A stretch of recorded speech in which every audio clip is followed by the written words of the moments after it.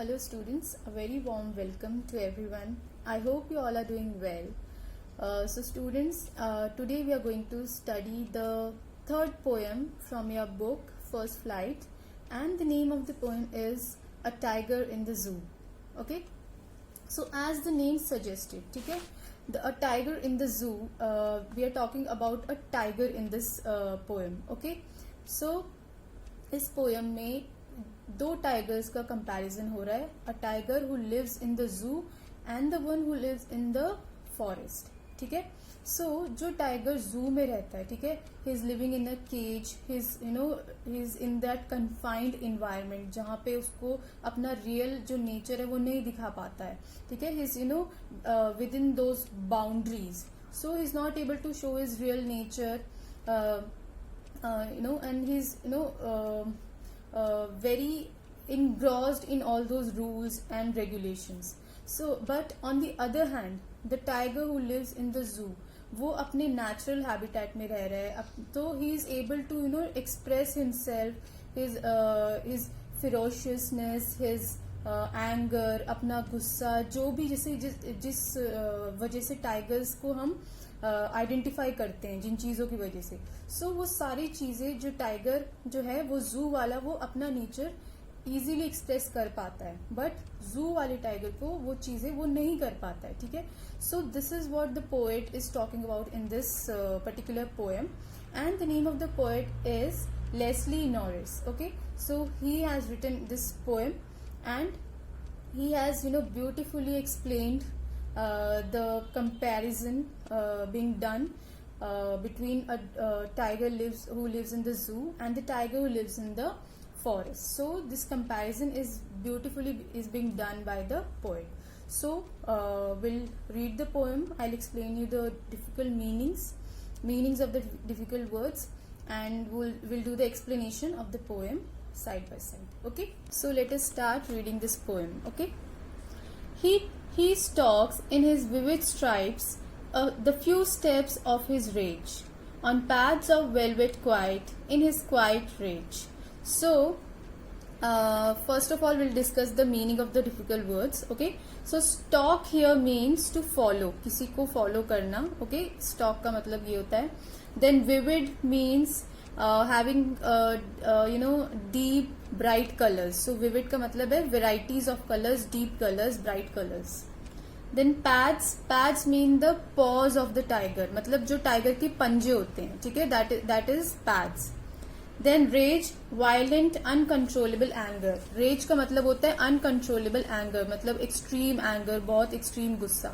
Okay, so the poet, he is referring here about the tiger who's living in a cage, zoo में. ठीक है, so in the first line, he stalks in his vivid stripes. He here refers to the tiger. ठीक है, and he says that he stalks in his vivid stripes, मतलब जो tiger है वो अपने ब्राइट कलर्स में, ब्राइट कलर्स कौन से हैं टाइगर के, जो स्ट्राइप्स हैं कौन से कलर के हैं, ब्लैक एंड ऑरेंज कलर के जो स्ट्राइप्स हैं उसके, बहुत ही ब्राइट कलर का टाइगर है.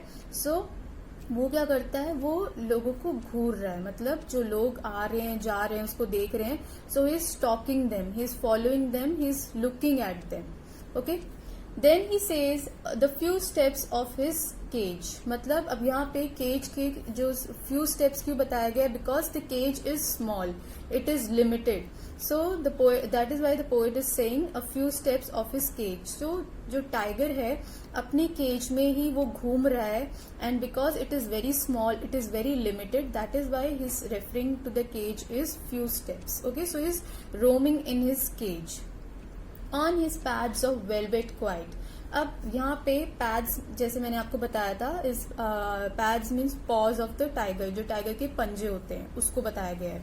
So and velvet, it is a kind of fabric, एक तरह का कपड़ा होता है, एंड वो जो वेलवेट मटेरियल होता है वो बहुत ही सॉफ्ट, स्मूथ और बहुत ही सिल्की होता है. ठीक है, सो जो टाइगर की जो पॉज हैं वो वेलवेट जैसे हैं, मतलब बहुत ही सॉफ्ट हैं, बहुत ही स्मूथ हैं. सो उसको उससे उसके पॉज को वेलवेट मटेरियल से कंपेयर किया गया है. And when he is walking in his cage, the कोई भी साउंड नहीं होता है उसके पॉज का. So that is why, because they are very soft, तो उसका कोई साउंड प्रोड्यूस नहीं हो रहा है. And he is roaming in his cage with those soft paws, with those soft the soft nature which is having in the cage. In his quiet rage, अब in the last line the poet is he is making he has done a small एक contrast किया है उसने last line में. He is saying quiet rage. rage का मतलब मैंने जैसे आपको बताया था, rage means extreme anger.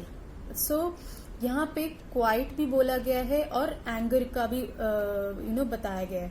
So anger can not be quiet. अब when you are extremely angry, आप चिल्लाते हो, एक्सप्रेस करते हो उसको, बहुत ही ज्यादा गुस्सा करते हो. But on the other hand the tiger who is staying in the cage, he is not able to express his anger, express himself, वो जो उसका एक्चुअल नेचर है. That is why he is saying his quiet rage. So वो बहुत ही, tiger जो है बहुत ही शांत है अपने केज में, और अपना जो गुस्सा है उसने कंट्रोल किया हुआ है, दबा के रखा है अपने अंदर, इसीलिए उसको क्वाइट बोला गया है. Okay, so in this whole stanza the poet is talking about the tiger who's living in a cage, and he says that the tiger is having vivid stripes, that is the bright colors of his skin, and his roaming in his cage, in his limited cage, small cage, and with his soft pause, उसके जो soft pause हैं, velvet की तरह जो हैं pause, उस जो बिल्कुल भी साउंड नहीं प्रोड्यूस कर रहे when he is walking there, and he is having that anger within himself, but he is not able to express that anger. So this is what the poet is saying in this whole stanzas. So let us begin with the second stanza. He should be lurking in shadow, sliding through the long grass, near the water hole where plump deer pass. So in this stanza I'll tell you the meaning of the difficult word, which is lurking. Lurking का मतलब होता है remaining hidden so as to wait in ambush. ठीक है, ambush का मतलब होता है to fight. ठीक है, so lurking is छुपे रहना, and to wait to attack on something. जैसे अगर टाइगर की अगर हम बात करें, सो टाइगर का फेवरेट जो भी या जिस पे भी वो अटैक करना चाहता है, उसका शिकार जो प्रे हो, ठीक है, PREY, ठीक है, इट मीन्स शिकार. ठीक है, सो टाइगर जो है, he is talking about a tiger who lives in the forest. तो अब इस स्टैंजा में पोएट उस टाइगर की बात कर रहे हैं, and he says about him, जो जू में टाइगर रहता है उसको एक्चुअली में कैसे रहना चाहिए. ठीक है, so he is talking about the personality, actual personality of the tiger. So what he says that he should be lurking in shadow, sliding through the long grass, near the water hole where plump deer pass. So he says that जो tiger है, जो actual tiger जो forest में रहता है, जो tiger, वो क्या करता है, वो एक जो लॉन्ग ग्रास की जो शैडो है, परछाई है, उसके पीछे छुपा रहता है. And he waits near the water bodies in the forest, जैसे रिवर, पॉन्ड, लेक्स, ये सब होते हैं. वहां पे कोई भी अगर पानी पीने आता है, फॉर एग्जाम्पल यहाँ पे डियर की बात करेगी, ये डियर इज हिरन. ठीक है, जो कि टाइगर का फेवरेट प्रे होता है, उसका शिकार होता है. So he waits in the shadows of the long grasses. ठीक है, और वहां पे धीरे धीरे कदम से वो आगे बढ़ता है, और जो वाटर बॉडीज होती है उनके पास वेट करता है कि उसका शिकार आए और वो उस पर अटैक करे. ठीक है, प्लम्प डियर की बात करिए, प्लम्प इज मोटा. सो ही hide himself in those bushes, in those long grasses, and he slowly comes, when he wants to attack on something, and he comes there to attack his prey. Okay, so in this whole stanza the poet is talking about the tiger who lives in the forest, and he says that he talks about the real personality of the tiger, how a tiger should be, who is living in a forest and who is hiding himself in the bushes. जो grass होती हैं, long long grasses होती है, वहां पे उनकी shadow में अपने आप को छुपा के रखता है। और जब भी कोई मोटा हिरन वाटर बॉडीज के पास उसको दिखाई देता है तो वो धीरे धीरे एकदम शांति से आगे बढ़ता है to attack on its prey. So this is what the poet is talking about in this particular stanza. Next we'll move to the third stanza and we'll see what he talks about in that stanza. He should be snarling around houses at the jungle's edge, baring his white fangs, his claws, terrorizing the village. So snarling means to make sound in anger. एक warning की तरह जिस sound को produce करते हैं उसको snarls बोलते हैं. Then barring is exposing, uncovering, कोई चीज दिखाना.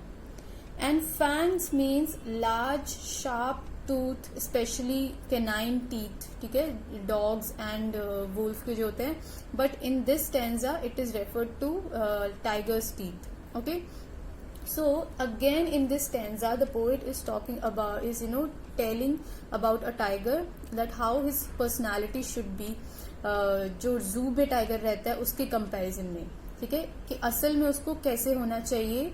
इस टाइगर को he should be snarling around houses at the jungle's edge. ठीक है, सो जो टाइगर है एक्चुअली में उसको जो जंगल के किनारे जो हाउसेस हैं वहां पे घूमना चाहिए, दहाड़ना चाहिए और लोगों को ये चेतावनी देनी चाहिए, वार्न करना चाहिए that he is coming. Okay, then baring his white fangs his claws terrorising the village. अपने जो वाइट टीथ हैं, ठीक है, उसको दिखाने चाहिए और अपने क्लॉज दिखाने चाहिए, उसके जो पंजे हैं, और विलेज के लोगों को डराना चाहिए। ठीक है, so here the poet is talking about the actual personality of a tiger which is ferocious. ठीक है, here the tiger is ferocious, but on the other hand जो जू में टाइगर है वो क्या कर रहा है, वो अपना एंगर जो है वो दबा के रख रहा है, कंट्रोल करके रख रहा है, और क्योंकि वो बहुत ही कन्फाइंड है, बहुत ही लिमिटेड स्पेस में है, and he is not able to express himself to show his true personality. ठीक है, but in this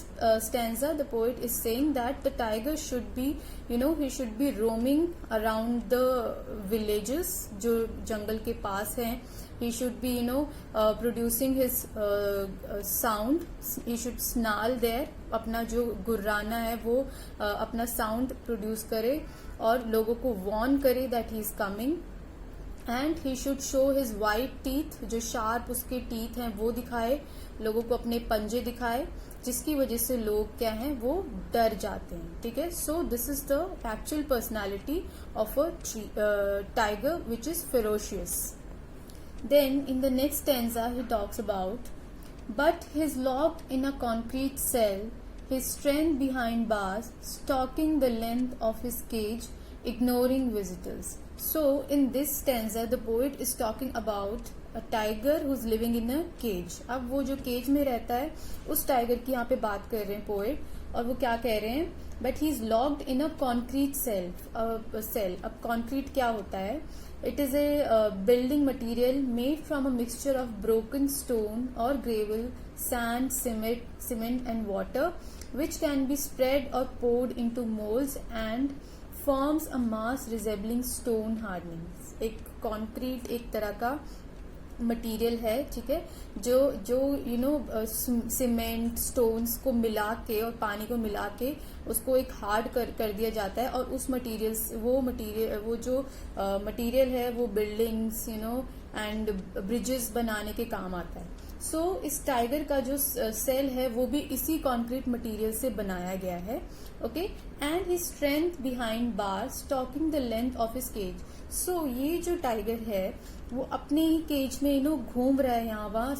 stocking the length of his cage मतलब अपनी जो केज है उसकी उसमें घूम रहा है, लोगों को घूर रहा है, देख रहा है. ठीक है, and he is ignoring the visitors. जो विजिटर्स आ रहे हैं, जो उसको देख रहे हैं, ही इज इग्नोरिंग देम.